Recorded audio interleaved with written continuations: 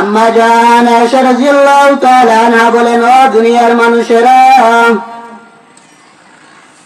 শবে বরাতের রাত্রিতে আমার ঘরে বিশ্বনবীর পালা ছিল।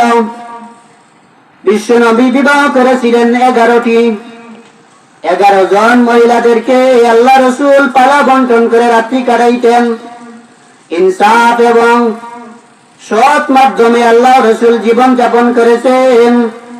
কোন বিবির সাথে আল্লাহ রসুল ঝগড়া করেন নাই, কোন বিবিকে কোনদিন কষ্ট দেন নাই। আল্লাহ রসুল প্রত্যেক বিবিদেরকে সমান ভাগে ভাগ করে রাত্রি বন্টন করতেন।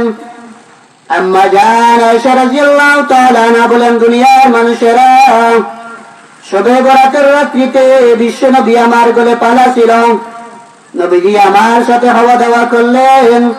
বিশ্বনবী হঠাৎ রাত্রিবেলা দেখি আমার ঘরে নাই। আমি পেরেশান হয়ে গেলাম। বিশ্বনবী কোথায় গেল? আমার ঘর থেকে অন্য মহিলার ঘরে চলে গেল নাকি? আমি পেরেশান হয়ে গেলাম। আমার মায়ার নবী আমার ঘরে পালা, নবীজি কোথায় গেল? এইভাবে আমি পেরেশানি হইয়া নবীজিকে খুঁজতে লাগলাম। গিয়া দেখি আল্লাহ রসুল বাকি নামক কবরস্থানে গিয়া মাথা উঠাইয়া বসে আছে।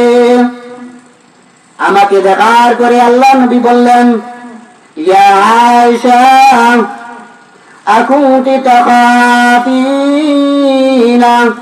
আন ইয়াহিফাল্লাহু আলাইকি ওয়া রাসূলুহু। ও আয়েশা, তুমি কি ভয় করো আল্লাহ এবং রসুল তোমার উপরে জুলুম করবে না? আল্লাহ এবং রসুল কোনদিন জুলুম করতে পারে না। তুমি মনে মনে কষ্ট পেয়েছো, আল্লাহ এবং রসুল তোমার উপরে জুলুম করবে। ও আয়েশা, তুমি এই কথা কখনো ভেবো না যে আমি তোমার উপরে অবিচার করব, এটা কখনো হতে পারে না। আম্মা জান আয়েশা রাদিয়াল্লাহু তাআলা আনহা বলেন, ইয়া রাসূলুল্লাহ, ইয়া হাবিবাল্লাহ, ইন্নী যানানতু আন্নাকা আতাইতা বা'যা নিসাইক। ইয়া রাসূলুল্লাহ, আমার মনে মনে সন্দেহ হইল, আজকে রাত্রে আমার পালা বন্টন, কিন্তু হয়তো আপনি অন্য বিবির ঘরে চলে গেছেন। এই ভয়ে আমি আপনাকে খুঁজতে লাগছি, হয়তো আপনি অন্য বিবির ঘরে চলে গেছেন। আমার মনে কষ্ট হইল, হয়তো আপনি অন্য বিবির ঘরে চলে গেছেন। কিন্তু আল্লাহ রসুল তো কোনদিন অবিচার করতে পারেন না, অন্যায় করতে পারেন না।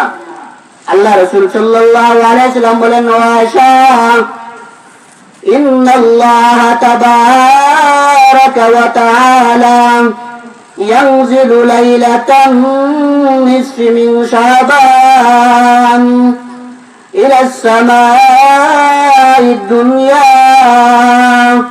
ফায়াগফিরু লিআকবারা মিন আদদি শারি গানামি কালবিন। ও আয়েশা, তুমি জানো না আজকে রাত্রটা হইল শবে বরাতের রাত্র, শাবান মাসের 15 তারিখের রাত্র। এই রাত্রটা সাধারণ কোন রাত্রি নাই। এই রাত্রিটাকে আল্লাহ পাক রব্বুল আলামিন প্রথম আসমানে আগমন করেন। এই রাত্রিতে আল্লাহ প্রথম আসমানে অবতরণ করিয়া বলে, ও দুনিয়ার মানুষেরা, কল্প গোত্রের ছাগলের পশমের সমপরিমাণ মানুষদেরকে আমি আল্লাহ ওই রাত্রিতে মাফ করিয়া দেই। সুবহানাল্লাহ। কল্প গোত্রের ছাগলের পশমের সমপরিমাণ মানুষদেরকে আল্লাহ এই শবে বরাতের রাত্রিতে মাফ করিয়া দেয়। কল্প গোত্র হইল এই মদিনাতুল মুনাওয়ারার মধ্যে বড় একটা গোত্র। এই গোত্রের মধ্যে অসংখ্য অগণিত হাজার হাজার ছাগল এবং বকরি আছে। এই কল্প গোত্রের হাজার হাজার ছাগল এবং বকরির সমপশমের সমপরিমাণ মানুষদেরকে আল্লাহ মাফ করে দেন। সুবহানাল্লাহ। তাহলে কত কোটি মানুষ এই শবে বরাতের রাতে যে মাফ পাবে, একমাত্র আল্লাহ ছাড়া কেউ জানে না। এই রাতে যে আল্লাহ অসংখ্য অগণিত মানুষদেরকে আল্লাহ মাফ করিয়া দেয়, এই শবে বরাতের রাত্রিতে বিশ্বনবী বাকি নামক কবরস্থানে গিয়া সাহাবায়ে কেরামের কবর জিয়ারত করলেন। বিশ্বনবী উম্মতের জন্য দোয়া করলেন আল্লাহর কাছে। এই শবে বরাতের রাত্রিতে অসংখ্য অগণিত মানুষদেরকে আল্লাহ তাআলা মাফ করিয়া দেয়। আম্মা জান আয়েশা রাদিয়াল্লাহু তাআলা আনহা বলেন, ইয়া রাসূলুল্লাহ, ইয়া হাবিবাল্লাহ, এই শবে বরাতের রাত্রিতে কি কি পাওয়া যায়, শবে বরাতের রাত্রিতে কি হয় আমাদেরকে একটু জানিয়ে দেন।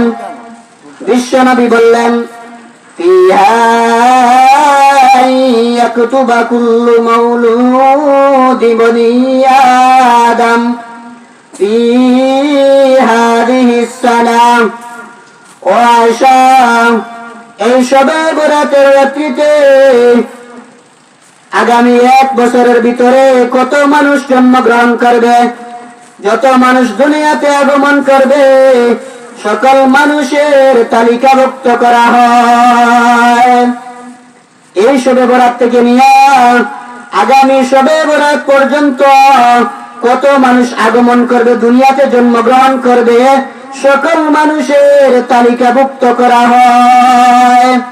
সব মানুষের একটা লিস্ট করা হয় যে আগামী এই শবে বরাত থেকে নিয়ে আগামী শবে বরাত পর্যন্ত কত মানুষ জন্মগ্রহণ করবে, কত লক্ষ মানুষ পৃথিবীতে আগমন করবে, সকল মানুষের হিসাব তালিকাভুক্ত করা হয়।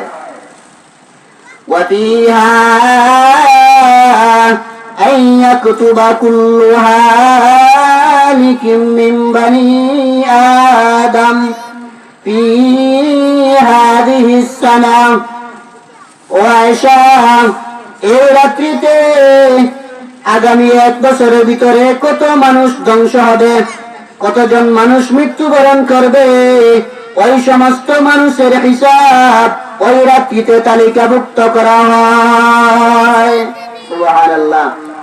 এই শবে বরাত থেকে নিয়ে আগামী শবে বরাত পর্যন্ত কতজন মানুষ মারা যাবে, কতজন মানুষ জন্মগ্রহণ করবে, সব মানুষের লিস্ট করা হয়, তালিকাভুক্ত করা হয়, তালিকাবদ্ধ করা হয়।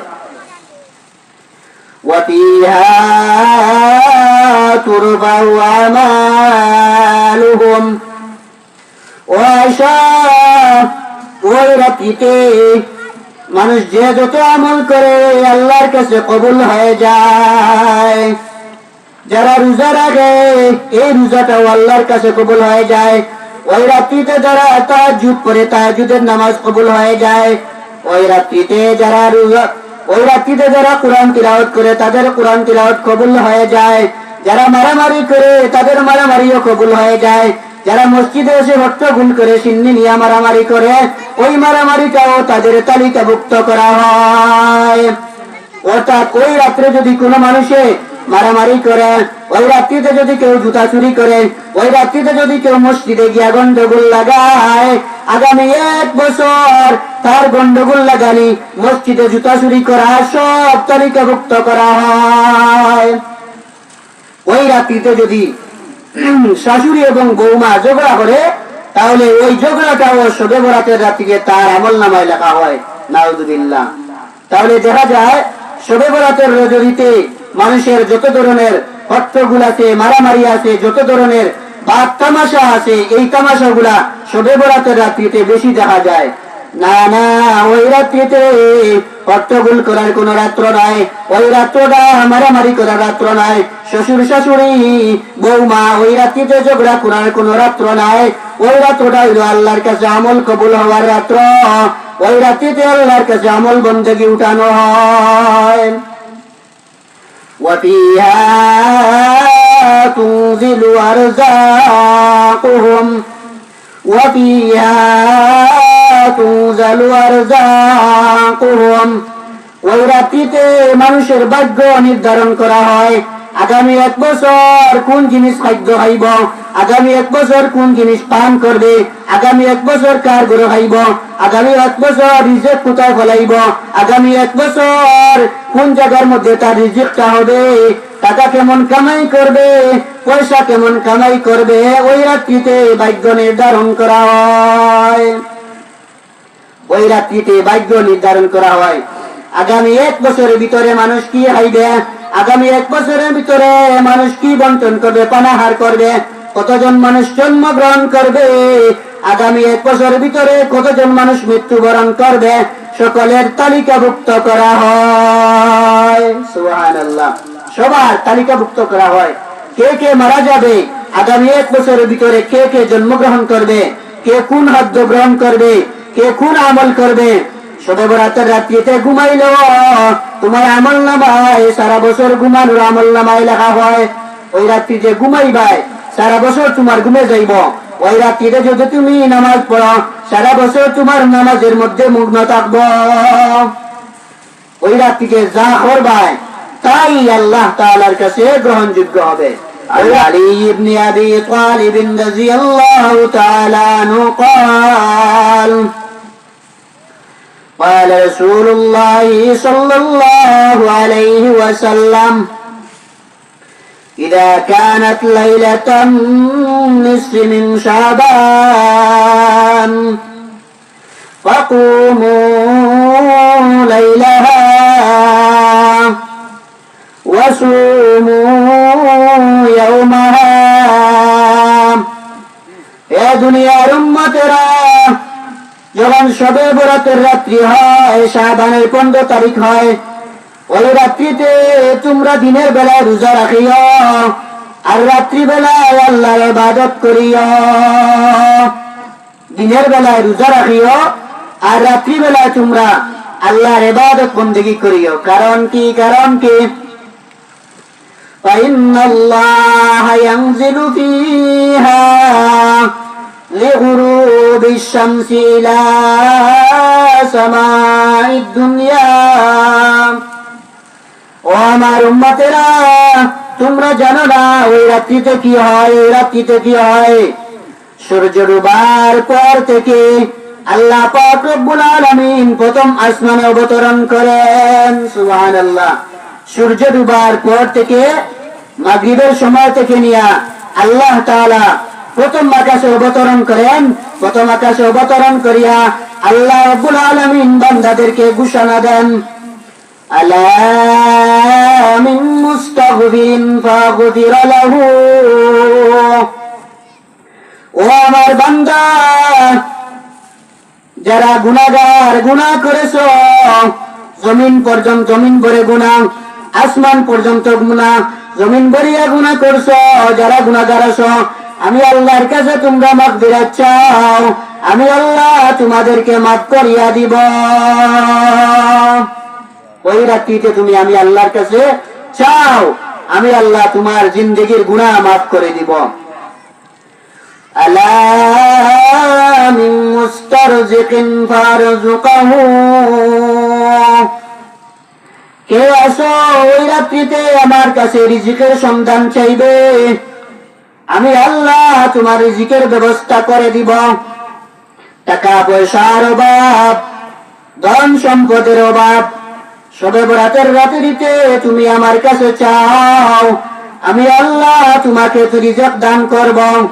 কত টাকার দরকার, কত পয়সার দরকার, কোন হাজতের দরকার, তুমি আমি আল্লাহর কাছে চাও, আমি আল্লাহ শবে বরাতের রাত্রিতে তোমাকে রিজিক দিয়া দিব। কোন জিনিসের দরকার, কোন জিনিসের প্রয়োজন, তুমি আল্লাহ আল্লাহর কাছে চাও, আমি মালিকের কাছে তুমি চাও, আমি আল্লাহ তোমার সব কিছু রিজিকের ব্যবস্থা আমি আল্লাহ করে দিব। আলা মুবতালান ফাওয়াফিয়াহু। কে কোন বিপদের মধ্যে আছো, আমি আল্লাহর কাছে চাও।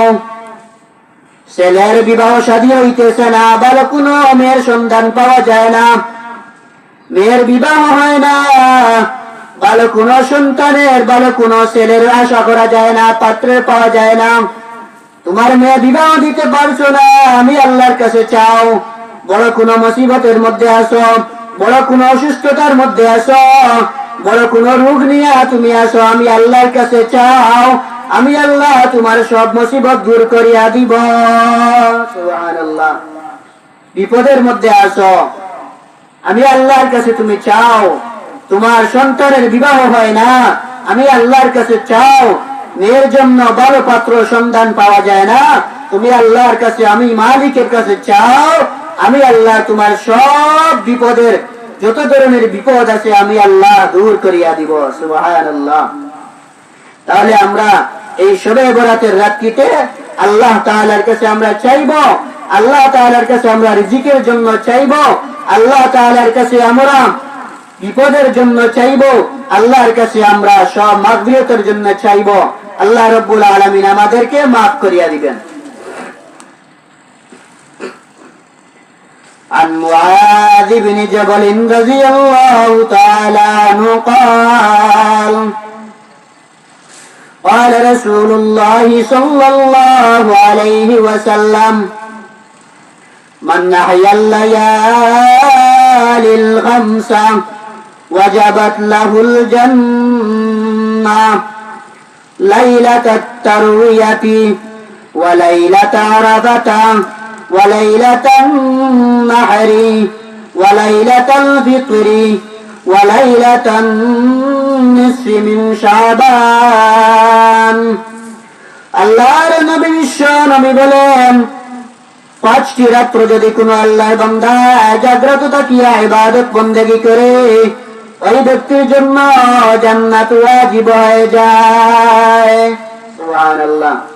5টি রাত্র, এই 5 রাত্রি আছে জাগ্রত থাকিয়া ইবাদত বন্দেগী করলে আপনার জন্য জান্নাত ওয়াজিব।